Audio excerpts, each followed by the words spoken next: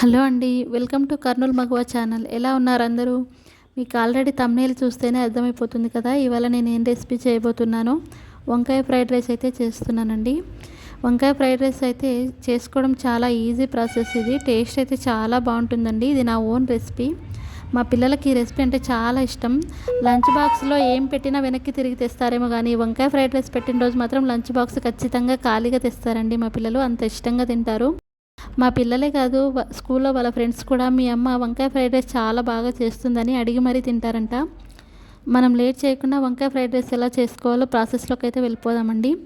నేను ఈ రైస్ కోసం ముందుగా అన్నం పొడి పొడిలాడేలాగా ఉడికించి పెట్టుకున్నాను. అలాగే ఒక 4-5 వంకాయలని పొడవు ముక్కలుగా తరిగి ఉప్పు నీళ్ళలో వేసి పెట్టుకున్నానండి. అప్పుడే వంకాయలు నల్లగా అవ్వకుండా ఉంటాయి. ఒక నిమ్మకాయ మొత్తం రసం పిండి నిమ్మరసం అయితే ఒక బౌల్లో తీసుకున్నాను. పోపు గింజలు కూడా తీసుకున్నానండి. వెల్లుల్లి కారం కూడా నేను రెడీ చేసి పెట్టుకున్నాను. వెల్లుల్లిపాయ కారం కోసం అయితే వెల్లుల్లిపాయలు, ఉప్పు, కారము కచ్చపచ్చగా దంచి రెడీ చేసుకున్నాను. మనము ముందుగా స్టవ్ వెలిగించి బాండీ పెట్టి అది హీట్ అయిన తర్వాత 2 స్పూన్ల ఆయిల్ అయితే వేసుకోవాలండి. నేను వీడియోలో చూస్తున్నాను కదా, ఆ స్పూన్తో 2 స్పూన్ల ఆయిల్ అయితే పడుతుంది. మనం అన్నం ఎంత కలుపుకోవాలనుకున్నామో దానికి తగినంత ఆయిల్ అయితే తీసుకోవచ్చు. ఆయిల్ హీట్ అయిన తర్వాత పోపు గింజలు అయితే వేసుకోవాలి. మినపప్పు, శనగపప్పు, ఎండుమిర్చి, జీలకర్ర, ఆవాలు అయితే వేసుకుంటున్నానండి. మీకు ఇష్టమైతే పల్లీలు వేసుకోవచ్చు. పల్లీలు మా పిల్లలు తినరు కాబట్టి నేనైతే వేయలేదు. ఈ పోపు గింజలు బ్రౌన్ కలర్ వచ్చిన తర్వాత ముందుగా తరిగి పెట్టుకున్న వంకాయ ముక్కలను అయితే వేసుకొని ఒకసారి కలుపుకోవాలండి. దీనిలోకి ఒక గుప్పెడు కరివేపాకు అయితే వేసుకొని మరోసారి కలిపి మూత పెట్టి ఒక 4-5 నిమిషాల పాటు సన్న మంట పైన వంకాయలు మగ్గించుకోవాలి. మధ్య మధ్యలో కలుపుతూ ఉండాలండి. వంకాయలు మగ్గాయో లేదో చెక్ చేసుకుంటూ ఉండాలి. నేను వంకాయలు మగ్గలేదు ఇక్కడ, అందుకే మూత పెట్టి మరో 2 నిమిషాల పాటు అయితే సన్న మంటపై ఉడికించుకున్నాను. ఇప్పుడు వంకాయలు మగ్గాయో లేదో మనం చెక్ చేసుకోవాలండి.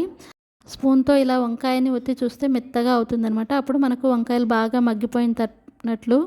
ఈ వంకాయలు మగ్గిన తర్వాత మనం ముందుగానే రెడీ చేసి పెట్టుకున్నాను కదా వెల్లుల్లిపాయ కారము, ఆ వెల్లుల్లిపాయ కారం అయితే ఈ వంకాయల్లో వేసుకోవాలి.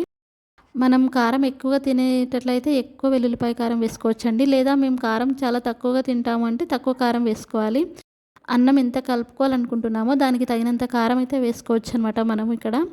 ఈ వెల్లుల్లి కారం వేసిన తర్వాత వంకాయ ముక్కలకి కారం మొత్తం పట్టుకునేలాగా బాగా కలుపుకోవాలన్నమాట. అంటే సన్నమంట పైన 1-2 నిమిషాల పాటు బాగా మగ్గించుకోవాలి. మొత్తం వంకాయలకి కారం పట్టుకుంటుంది అప్పుడే.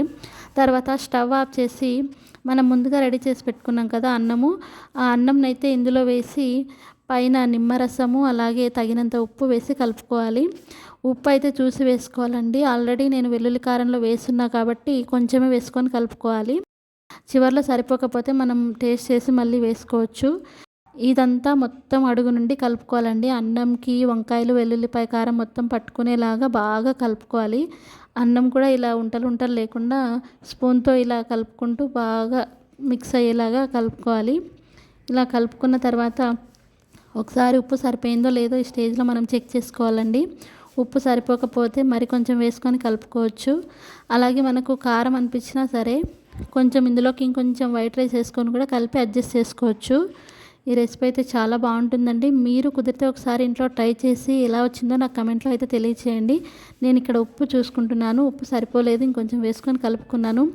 అప్పటికే మా హస్బెండ్ వచ్చి వెయిట్ చేస్తున్నారు. సో మా పాపకి త్వరగా లంచ్ బాక్స్ అయితే కట్టి పంపించేశానండి. చివర్లో కొత్తిమీర వేసి దించేసుకుంటున్నాను.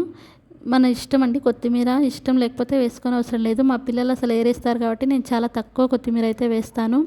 ఈ రైస్ వేసిన రోజు అయితే నేను ఆగలేనండి, వెంటనే టేస్ట్ చేస్తాను అసలు ఎట్లా వచ్చిందనేది. నిజంగా చాలా బాగుందండి ఈ రెసిపీ. నాకు భలే ఇష్టం ఈ రెసిపీ అంటే. నా వీడియో నచ్చితే లైక్ చేయండి. మన కర్నూల్ మగవ ఛానల్ని సబ్స్క్రైబ్ చేసుకోండి.